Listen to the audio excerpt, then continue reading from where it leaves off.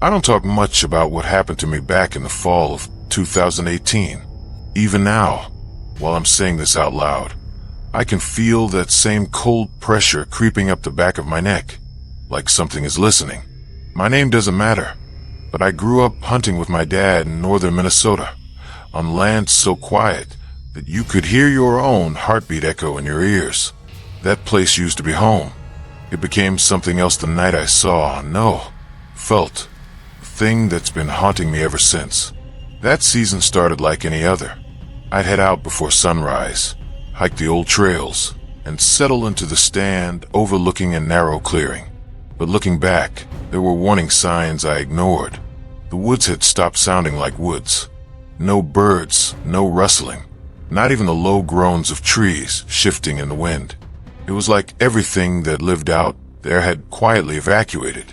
My dad joked that maybe wolves were passing through, but wolves don't make the air feel heavy. Wolves don't make silence feel alive. The first weird thing happened 3 days before I saw it. I found a deer carcass near the ravine, a big buck, but the body was untouched. What caught my attention was its face. Its eyes were missing, but there wasn't a drop of blood. Not one. Just clean, smooth, dark pits where the eyes should have been. I told myself it died from sickness, and scavengers got to it.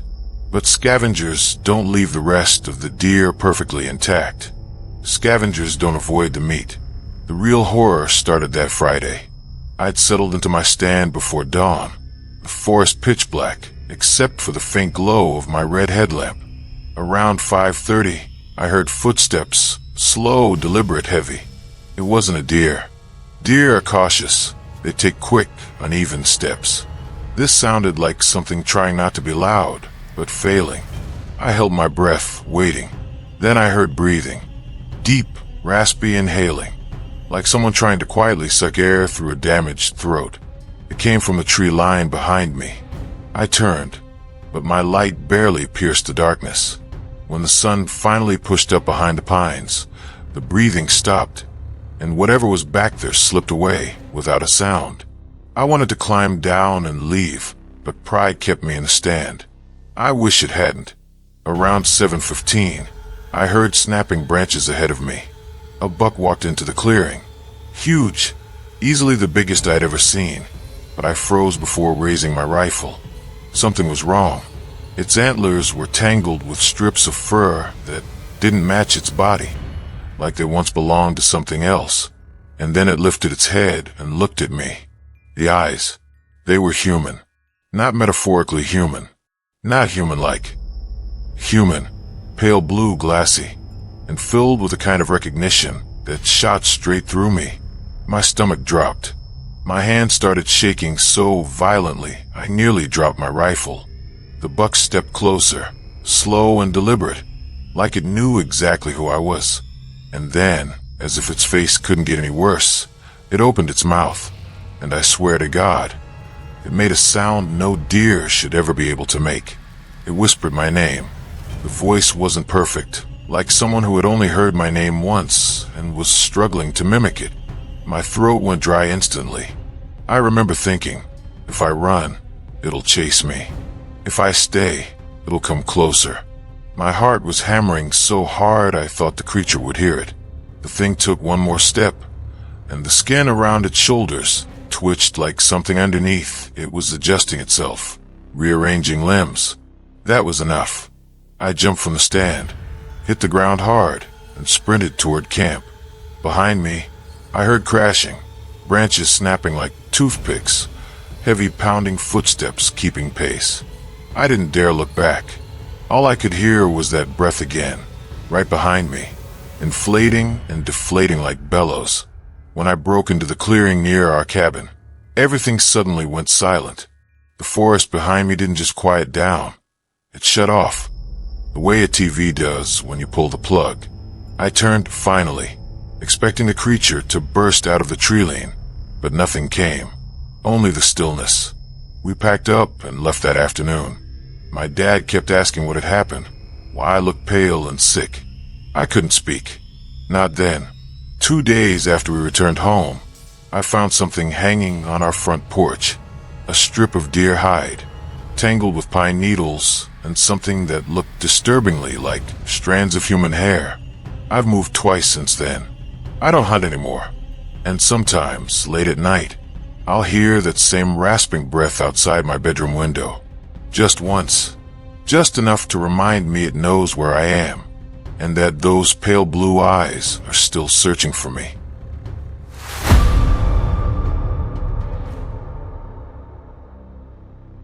I used to think nothing could scare me. I grew up in interior Alaska, where winter nights last forever and the silence can feel like a living thing pressing against your skin. My father taught me to hunt, to trek, to survive storms most people never experience. But none of that prepared me for what followed me across the tundra in December of 2014. I've told the story only twice, and both times I was drunk enough to forget half the night. This time I'm sober, and I can feel every memory scratching its way up from the dark. It started during a solo hunt. I know, stupid, but back then I thought I was invincible. I'd taken a snow machine 2 hours north of our cabin, planning to track caribou near the ridge. The sky was clear, the air sharp enough to sting my lungs. Everything felt normal, familiar. But as I rode deeper into the valley, the wind died completely.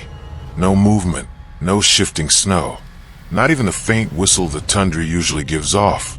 It was like stepping into a photograph. By late afternoon, the temperature had dropped hard. I radioed my dad, got nothing but static. That's when I saw the first track, a massive hoof print in the snow, bigger than any moose I'd ever seen. But the strangest part was the depth. The snow wasn't powdery. It was hard-packed from days of wind, yet this print sank nearly a foot down. Whatever made it weighed more than a truck. I followed them for a few minutes before realizing I didn't want to know what made them. Something felt wrong. My breath fogged in front of me in strange, uneven plumes, like the air was vibrating. Then I noticed the second set of prints. These weren't hooves. They looked human. Bare human feet. In the snow. In -20. The stride was wrong too. Too long, almost dislocated. Like someone dragging themselves forward with limbs that didn't bend right. I remember whispering, "Nope," and turning around. But as soon as I did, I heard something deep behind me, a low, rumbling exhale, like a predator letting air seep through its throat. The hair on the back of my neck lifted. I didn't look back. I just started walking faster toward my snow machine. The sound followed. Slow, heavy steps crunching through the snow. Then a second set. Then something scraping, like nails dragging across ice. By the time I reached my snow machine, I was shaking so badly I could barely pull the cord. When it finally sputtered to life, I gunned it, tearing across the tundra in a panic. But even over the engine, I could hear something behind me. Rhythmic thuds, getting louder, faster. I didn't dare turn until I hit the tree line. When I finally risked a glance back, I saw it. A shape, tall enough that its head nearly grazed the lowest branches. It moved wrong, like its legs weren't attached correctly, bending inward, outward, then snapping straight as it sprinted. And its skin looked stretched too thin, like something underneath was pushing out, trying to escape. I tore through the trees, barely making out the path I'd carved earlier. The creature screeched, a sound so high and sharp it felt like needles stabbing into my ears. Snow exploded around me as something massive crashed behind. I didn't know if it was reaching for me or simply trying to collapse the forest around me. The engine almost died twice on the way back. When I finally saw the cabin lights, I thought I might collapse. I burst through the door, slamming it behind me just as something slammed into the trees outside. My dad grabbed his rifle, but when we stepped onto the porch, the forest was silent. Too silent. We found tracks the next morning, hoof prints larger than anything native, and those human footprints, bare, deep, long strides leading straight to the cabin. Less than 10 feet from the door, we moved south less than a year later. My dad blamed the cold, the isolation, but I knew the truth. Something out on that tundra followed me, stalked me, learned me. And sometimes, even now, in the dead of winter, I'll wake up certain I can hear it breathing outside my window. Slow, patient, waiting for the cold to pull me back where it first found me.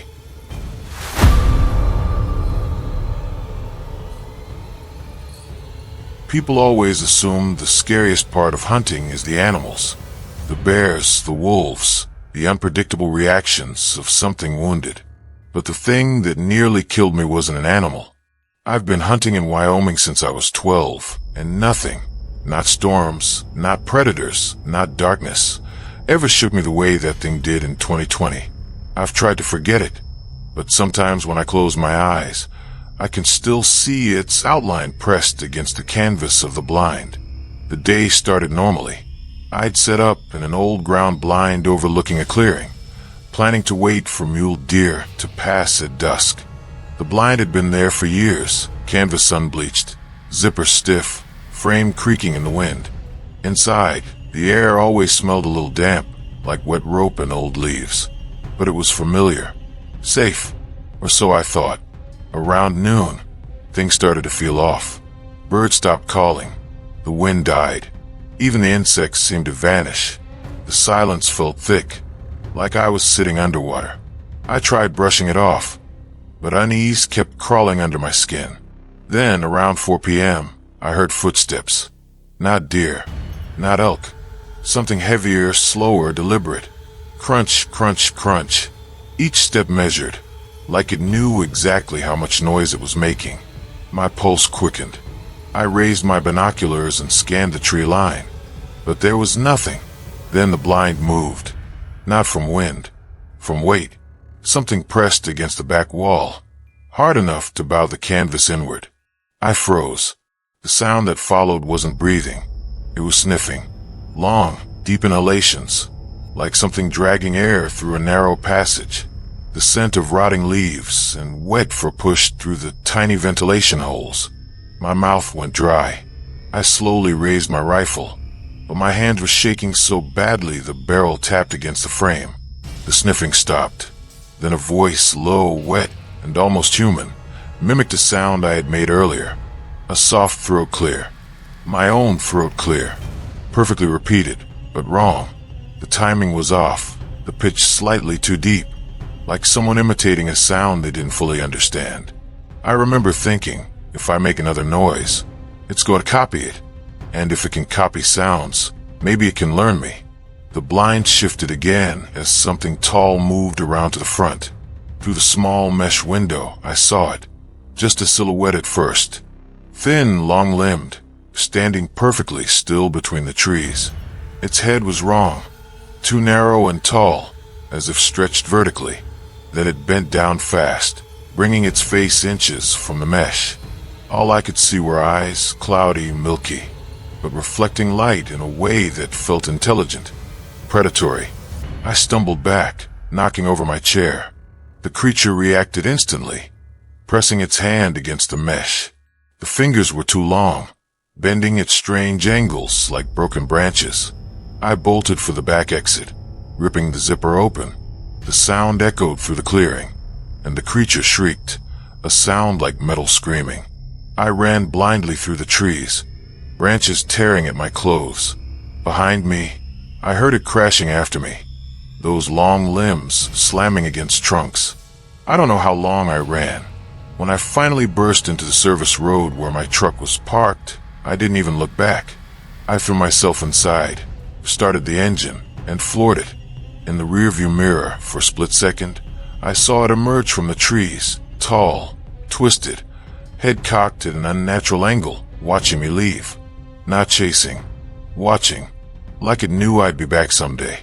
I never returned to that blind. Someone else eventually found it torn apart, canvas shredded, poles bent inward, like something had crushed it from above. They blamed a bear. But bears don't mimic voices.